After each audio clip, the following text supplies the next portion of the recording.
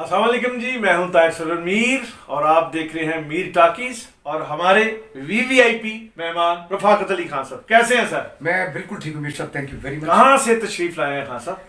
बस मीर साहब एक्सरसाइज करते रहते हैं और लगे रहते हैं अपनी लाइफ के अंदर। वाह। अच्छा, मैं आपसे ये पूछना चाहूंगा कि आपकी एक वीडियो के हवाले से कंट्रोवर्सी है कि आप उसमें कह रहे हैं कहते दिखाई दे रहे हैं। आपका मतलब तो आज हमसे आप तशरीफ लाए हैं तो हम आपसे पूछेंगे कि ऐसे लग रहा है कि आप कह रहे हैं कि गजल गायकी जो है वो आसान है और कंपैरेटिवली उसके क्लासिकी जो है वो बहुत मुश्किल है, और उसमें आप जो जिस गजल का रेफरेंस दे रहे हैं वो दरबारी में गाई है और मेहदी हसन साहब ने गाई है। तो क्या आप क्लियर करना पसंद करेंगे? हमें तो ये पता है कि मेहदी हसन साहब आपके बड़े फेवरेट हैं। जी, ऐसे है कि मुझे उस्ताद सलामत अली खान साहब के साथ बैठने का बहुत सारा इत्तेफाक हुआ है, ये मेरी बड़ी खुशबख्ती है। तो मैंने एक दफ़ा उनसे क्वेश्चन किया कि खान साहब आपने गज़ल क्यों नहीं गाई? मैंने जैसे खान साहब ममानत अली खान साहब ने गाई, जैसे और लोगों ने भी गाई, तो और क्लासिकल सिंगर भी गाते हैं। सही। खान साहब बड़े फतेह अली खान साहब ने भी गाई, तो आपने क्यों नहीं गाया?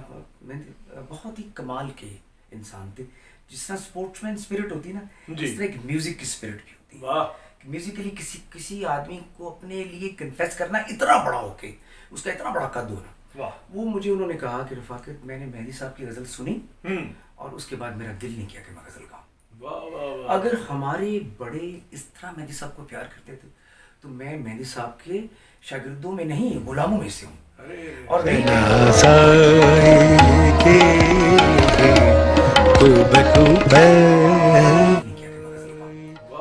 अगर हमारे बड़े इस तरह मेहदी साहब को प्यार करते थे तो मैं मेहदी साहब के शागिर्दों में नहीं, गुलामों में से हूँ। और रही मेरी बात परफॉर्मेंस की, उस वक्त शायद मैंने रेफरेंस तेजी में इंटेंस था बड़ा परफॉर्मेंस मेरा।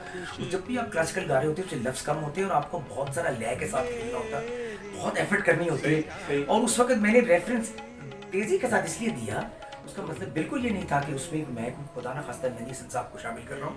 रेफरेंस इसलिए दिया कि क्लासिकल मौसीकी के अंदर लय को देखना, उसके 4 दर्जे होते हैं, उसके बाद अलाप होता है, पहले अलाप होता है, फिर लय करी होती है, उस दुरुत होती है, उसके फिर 4 दर्जे होते हैं।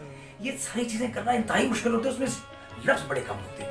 और गजल में आपको सपोर्ट मिलती है लफ्जों की बहुत सारी, लेकिन इसका मतलब बिल्कुल ये नहीं कि गजल गाना कोई बहुत आसान काम है। गजल को कंपाइल करना उतना ही मुश्किल काम है जितना कि राग को इकट्ठा करना होता है। तो उस वक्त मैंने कह दिया कू बकू पहल की बादशाह से कि वो मैं क्या समझता हूँ मुझसे गलती हुई होगी और मैंने इस गजल का रेफरेंस दिया जो मुझे नहीं देना चाहिए था। एक और वाकया मैं मेंशन करता जाऊँ मेहदी साहब की तारीफ में, उस्ताद सलामत अली खान साहब ने मुझे खुद सुनाया जश्न काबुल में, जब ज़ाहिर शाह बुलाया करता था तो दोनों भाई अपने रूम में होटल में तैयारी कर रहे थे शाम की। सलामत खान साहब, नज़ाकत खान साहब दोनों। तो साथ वाले कमरे में मेहदी साहब ने कंपोज की थी गजल, नई शोला था जल बुझा हमारे मुझे ना दो। तो सलामत अली खान कहते हमने वहाँ सब सामान रखा सारा अपना और मेहदी साहब के कमरे में चले गए और कहा कि खान साहब हमें गजल सुनाए। ये देखें कितनी बड़ी बात है। तो बाकी रही मेरी बात, तो मैंने जब से आँख खोली है हमने इस तरह ही मेहदी हसन को पाया है जैसे हम नज़ाकत अली खान साहब। वाह वाह वाह जी, ये तो मैं 25-26 साल से मैं आपको, हमारी दोस्ती है, मैंने देखा है कि आप हमेशा वहीं प्लेस करते हैं जहां सलामत खान साहब, नज़ाकत खान साहब को प्लेस करते हैं, वहीं मेहदी हसन साहब। और बल्कि मैं वो भी चाहूँगा कि मेहदी हसन साहब शुरू में जब दोस्ती हुई है खान साहिबान से, और वो भी रेफरेंस थोड़ा सुना दें कि उन्होंने क्या तारफ करवाया था आपके बुजुर्गों ने। देखिए जी, मुझे मेरी वालिदा साहिबा ने बताया, अल्लाह उनको जन्नत में जगह दे, आमीन। उन्होंने फरमाया था कि हमें कराची में नज़ाकत अली खान साहब ने कहा कि एक लड़का नया आया है, उसको सुनवाना है आपको। तो हम जब सुना तो मेरी वालिदा भी और मेरी चची भी हैरान रह गए उनको सुन के, और अक्सर अपने स्कूटर पे आया करते थे, वेस्पा पे। और एक और बड़ी बात उनकी थी, जब मेरे वालिद साहब का इंतकाल हुआ तो सबसे पहले शख्स आए जनाजे में वो मेहदी हसन साहब। वाह वाह वाह वाह। खान साहब, आप तो उनकी गायकी को एडाप्ट भी करते हैं और आप उनसे मुतासर भी हैं। मुझे याद है कि जियो टीवी के प्रोग्राम खबरनाक में हमने आपसे गाने गवाए थे। वो जो मास्टर अब्दुल्ला की कॉम्पोजिशन है, ट्यून है, ये सफर तेरे मेरे प्यार का। प्लीज आप ज़हन में है तो जरा शेयर करें। मैं बताता चलूँ जितने भी मैंने उस प्रोग्राम में गाने गाए और वो पॉपुलर हुए गाने, हालांकि रीमेक थे और बड़े लोगों के गाने थे। मैं तो खैर ऐसा नहीं गा सकता, कभी भी नहीं, लेकिन इस हस्ती की वजह से उन गानों में मुझे भी इज्जत मिल गई। उनमें गाना था ये सफर तेरे मेरे प्यार का। ये इस जो ये सबकत है, हाँ यहाँ आपकी आवाज की जमालियात जो है वो बहुत राइज कर जाते हैं। हाँ आप इस जो मेहदी साहब का जो कॉर्ड्स हैं और उनका जो सुर है वहाँ से आप ज्यादा से ज्यादा गाया करें। और मैं ये भी आपसे दरख्वास्त करूंगा कि वो आपने जो गाना गाया था शराफत फिल्म का, रोबन घोष साहब, हाँ जी, तेरे भीगे बदन की, वो भी प्लीज जरा शेयर करें। क्या सईद गिलानी साहब ने अच्छा लिखा है और मेहदी साहब ने एंड किया है वो गा के। वाह, वो गाना बज़ाहिर लगता है जैसे कि बहुत आसान चीज है, लेकिन ऐसा नहीं है, बहुत मुश्किल, इंतहाई मुश्किल गाना है। बिल्कुल उसमें है बिखरा हुआ काजल आँखों में हूँ, बिखरा हुआ काजल आँखों में, तूफान की हलचल सांसों में, सांसों में। ये नरम लबों की खामोशी, पलकों में छुपी हैरानी से, तेरे भीगे बदन की खुशबू से, लहरें भी हुई मस्तानी से, तेरी जुल्फ को छू कर आज हुई खामोश हवा दीवाने से, आज हुई खामोश हवा को छू कर आज हुई खामोश हवा दीवाने बदन की खुशबू से। वाह वाह वाह वाह खान साहब, एक गाना आपने खबरनाक के लिए और गाया था जो जिसकी स्थाई थी ठहरा है समा, वाह, हम तुम है जवां, वो भी रोबन घोष साहब की, प्लीज वो भी सब आपका प्लीज प्लीज शेयर कीजिए। वो गाना मेरे हिस्से में आया और मुझे पसीना ही मिली उस गाने से, क्योंकि मैंने मेहदी साहब के पाँव चूमे भी हुए हैं और दबाए भी हुए हैं। अरे ये क्रेडिट तो मेहदी साहब का है, रोबन घोष साहब का, हमने तो आपको याद करवाया, तो प्लीज आप वो है अगर ज़हन में तो शेयर कीजिए। राह समा तुम है जगह समा, हम तुम है जगह, आँखों से सुनो, आँखों से कहो, धड़कन से कहो, खामोश है दुनिया से कहो, आवाज न दे,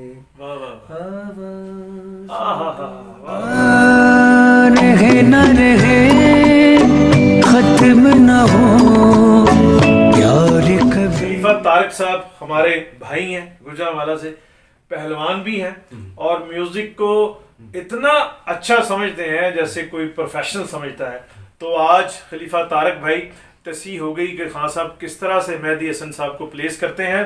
और खान साहब मैं आपसे ये भी पूछना चाहूँगा कि एक कंट्रोवर्सी आपके हवाले से ये है, मैं तो वैसे उसको भी जो है कंट्रोवर्सी नहीं मानता, जो आप करते हैं मैं उसे पसंद करता हूँ। एक आपने किसी इंटरनेशनल परफॉर्मेंस में गाते गाते आपने सम पे समरसाट मारी है, तो लोग जो यहाँ लोकल बारीक लोग होते हैं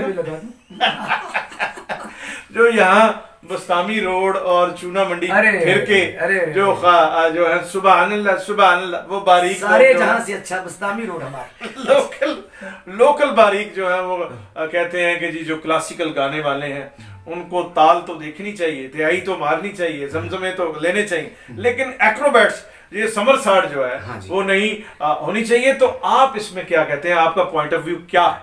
सबसे पहले तो मैं ये कहूंगा कि मैं कलाबाजी मारना नहीं चाहता था, लेकिन क्या करूं, कलाबाजी लग गई, इसलिए माफी का हकदार हूं। अगर आप फिर भी मुझको माफ नहीं करेंगे तो मैं नहीं कहूंगा, क्लासिकल सुनने वालों हमका माफी दे। वाह वाह वाह वाह वाह। मैंने, चलो ये बात तो मजाक में मिक्सअप कर दी, लेकिन मैं आपको बताऊं, शराब पी के गाने से, चर्स गांजा लगा के गाने से बेहतर है आदमी एक्सरसाइज करके कलाबाजी मार दे, वो अच्छा है। फिटनेस एक बड़ी इंपॉर्टेंट चीज़ है। बड़े बड़े बुजुर्गों को मैंने सुना है कि वो क्लासिकल गाने वाले खाड़े में भी जाया करते थे। मेहंदी साहब के बारे में बात मशहूर है कि वो 2000 डंड लगाते थे, उनको क्या जरूरत पड़ी थी डंड लगाने की, उन्होंने कहा मेरा बेस ही एक्सरसाइज के साथ बना है। वो वाली जो मेरी परफॉर्मेंस है, जिसमें हो सकता है लोगों के दिल भी खराब हुए हैं, वैसे भी नज़ाकत अली सलामत अली आसमान से बनकर आते हैं, हम तो ऐसे एक छोटा सा रेफरेंस पैदा हो गए। अगर बहुत बड़ी बात होती तो इकबाल के बेटे भी उस तरह ही बड़ा शेर कहते जो वो कभी नहीं कह सके। इसी तरह गालिब का बेटा तो बेचारा बचपन में फौत हो जाता था, 7 बेटे थे, उनमें से भी गुरु होता तो गालिब ना होता। सही। तो इस तरह हम नज़ाकत सलामत कैसे हो सकते हैं? हाँ, खुशबू आ सकती है, कोशिश की जाए।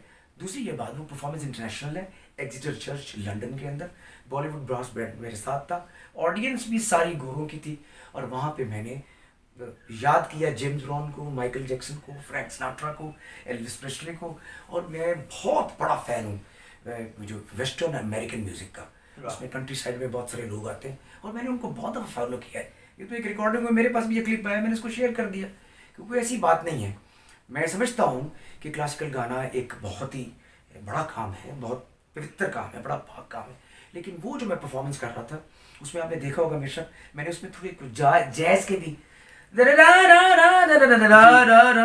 हम इस तरह की एक्सपेरिमेंटेशन तो सलामत अली खान ने भी बर्नल फेस्टिवल के अंदर किया, और गोरे परेशान हो गए थे कि वो देवत और गंदार को गोरों की तरह किस तरह देख रहे हैं, तो उनको भी लोग बुरा भला कहते थे। ऐसी बात नहीं होती। हाँ, फिजिकली जब आप खड़े होकर गा रहे होते हैं, और कभी कभी जज्बाती में, मैं फिट आदमी भी अल्हम्दुलिल्लाह, अल्लाह ताला ने मुझे फिटनेस दी, तो मैंने उसमें आके और बड़ी लय और सुर में किया वो काम। बाकी अगर उनकी समझ में नहीं आया तो मैं उनको समझा नहीं सकता। बात यह है कि मैंने उस्ताद बड़े गुलाम अली खान साहब का वो इंटरव्यू खुद सुना है, यूट्यूब पे मौजूद है, जिसमें वो प्लेबैक गायकी को कबूल नहीं कर रहे और वो कह रहे हैं कि ये झूठ है, और उसके बाद प्लेबैक गायकी जो है चल रही है।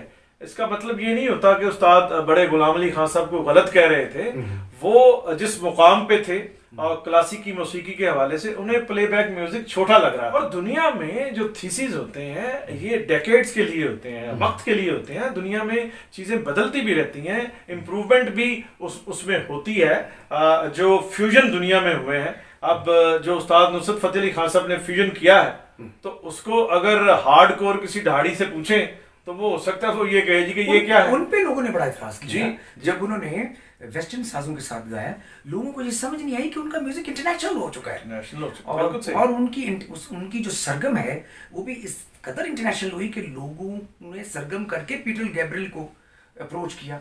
जो सरगम करता है उसको कमाल मानते नहीं। कितनी बड़ी कॉन्ट्रीब्यूशन है नुसरत अली खान साहब। और वो मुझे मिले और मैंने उनसे ये सवाल किया था कि जी हाँ जी, मैंने उनसे सवाल किया तो वो कहते थे कि बेटा पहले लोगों के साथ चलो, फिर थोड़ी दूर जाके उनको अपने साथ लेकर आओ।